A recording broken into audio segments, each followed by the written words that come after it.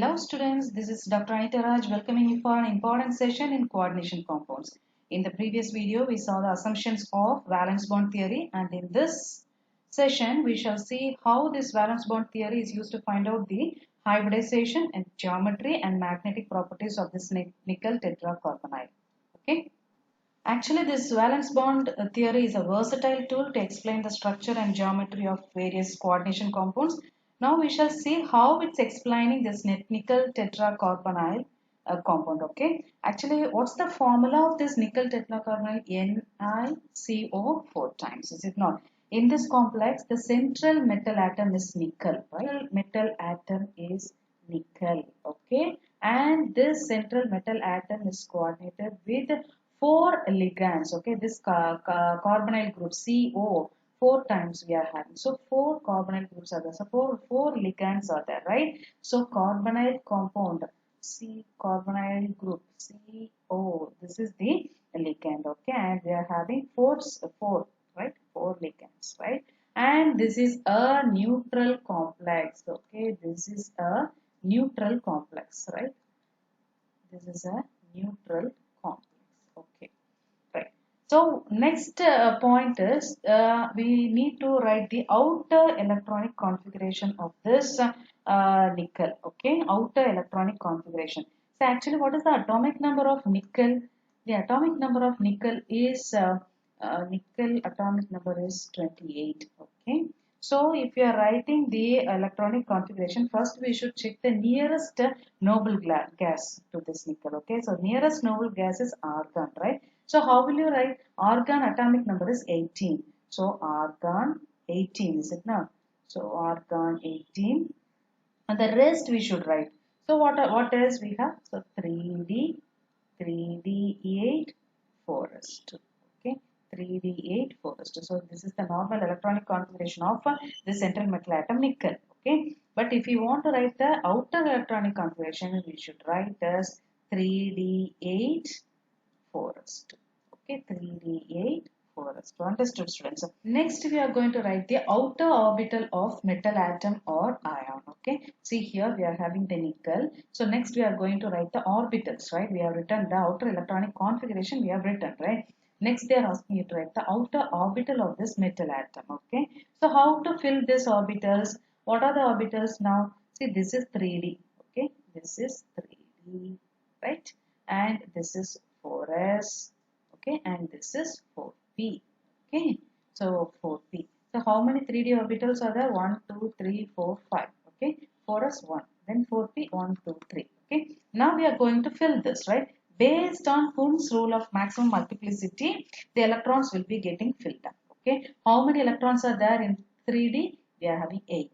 So based on Hund's rule of multiplicity, what is Hund's rule of maximum multiplicity states?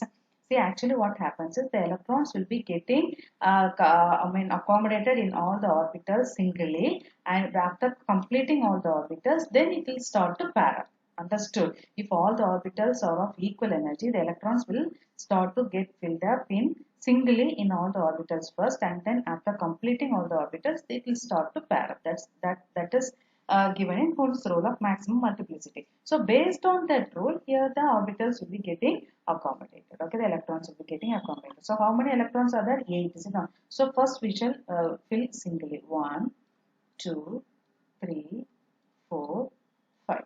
Okay, and then 6. Then starts to pair up. 6, 7, 8. Understood? So we have completed this 3D8. So 3D8 we have completed. We can write here 3D8. Okay, how many electrons are there in S? We are having 2 electrons. So how to write? So 2 electrons you can accommodate here. So this is the outer orbital of the metal atom of the ion. Okay, 3D8 4s 2. Is it not? 3D8 4s 2. Okay, next comes the nature of the ligand. What is the nature of the ligand here? What is the ligand here? The carbonyl group. Is it not? CO. Actually, it is a strong field ligand. Okay, this is a strong field ligand. Strong field ligand. Since it is a strong field ligand, always the strong field ligand will be having a capacity to, it will make the electrons to pair up. That is, it will make this 4s electrons to pair up with the 3d. Okay, so what happens is a rearrangement will be taking place since because the carbonyl group is there present as the ligand.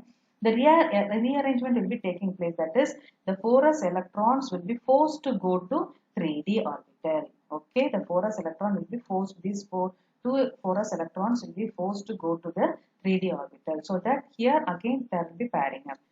So as I told you earlier, due to the presence of the strong field ligand carbonyl, the carbonyl will be forcing the 4s electrons to get paired up with the 3d. Is it not? So what happens? The electrons will be jumping from here to this side. Okay. So let me show that. Okay. So here the electrons will be 4s electrons will be moving to the 3d orbital. Okay. See here now there will be vacant 4s orbital and 4p orbitals. Okay. Vacant 4s and 4p orbitals. See, according to VBT theory, the central metal atom, that is nickel, should be ready with vacant orbitals to accommodate the electrons donated by the ligands. Okay. See, each ligand will be donating a lone pair of electrons. Each ligand will be donating a pair of electrons. Okay. So in order to accommodate those electrons, the vacant orbital should be ready. Okay. And those vacant orbitals shall be hybridized. Okay, it should be hybridized in such a way that those orbitals should have equal energy as that of the ligands orbitals. Understood, students? So according to the VBT theory, the central metal atom should be ready with the vacant orbitals to accommodate the electrons donated by the ligand, and also those vacant orbitals should be hybridized in such a way that those orbitals should have equal energy as that of the ligands orbitals. Okay. So based on this principle, the nickel can now provide this 4s and 4p orbitals for hybridization. So one 4s orbital and three 4p orbitals will be undergoing sp3 hybridization. Okay, it will be undergoing sp3 hybridization. Okay, it will be undergoing sp3 hybridization and forms four hybrid orbitals of equal energy. Four hybrid orbitals. How it will be? See, the four hybrid orbitals will be like this. Okay, let me show that. 1, 2, 3. Okay, this is, so it will be of four hybrid orbitals. All these four hybrid orbitals will be of equal energy. Okay, this is the hybrid orbitals. Okay, can you understand now? See, and this will be directed towards the four corners of a regular tetrahedron. Okay, right? Four corners of a regular tetrahedron. Okay, so what's the hybridization here? sp3 hybridization. Understood, students? Now what happens? See this, there will be vacant orbitals. Okay, these vacant orbitals can accommodate the lone pair of electrons produced by or given by the carbonyl ligand. Understood? So what happens? Now these four vacant orbitals will be overlapping with the orbitals of the ligand, and it will be forming. Okay, there will be electrons will be moving from the ligands to the central metal atoms vacant orbital. Okay, so because of this a complex is formed. Okay, so I'm going to give the electron distribution here now. As we know, these are completely filled. Okay, and the ligand, see, these are the vacant orbitals, vacant hybrid orbitals produced by the central metal atom. So what happens here? The four carbonyl groups will be giving four pairs of electrons. Okay, so the one pair, 2, 3, 4. So this is the outer orbital of metal atom in a complex. What is the complex now? Nickel. Is it not? Nickel Tetra Carbonyl. Okay, nickel Tetra Carbonyl. Understood, students?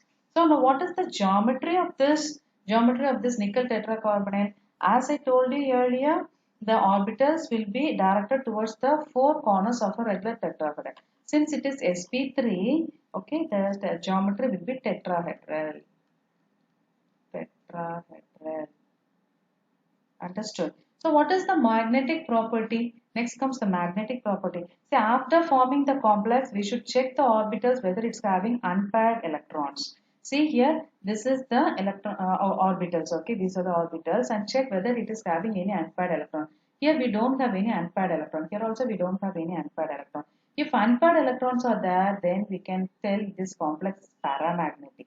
Okay, since all the electrons are paired up, then it is diamagnetic in nature. Okay, so the magnetic property is diamagnetic. So according to VBT theory, if unpaired electrons are there, it is paramagnetic. If paired electrons are there, then it is diamagnetic. Understood, students? And next comes the magnetic moment. There is a formula used to find out the magnetic mu S is equal to root of n into n plus 2. What is n? It is the number of unpaired electrons. Okay. Since we don't have unpaired electrons here, n is equal to 0. Here the magnetic momentum will be 0. Understood, students? Fine, students, you might have understood clearly how VBT is used to explain the hybridization, geometry, and magnetic properties of nickel tetracarbonate. We'll meet you with another set of examples in my next video. Until then, it's Dr. Anita signing off from you. Thanks for watching.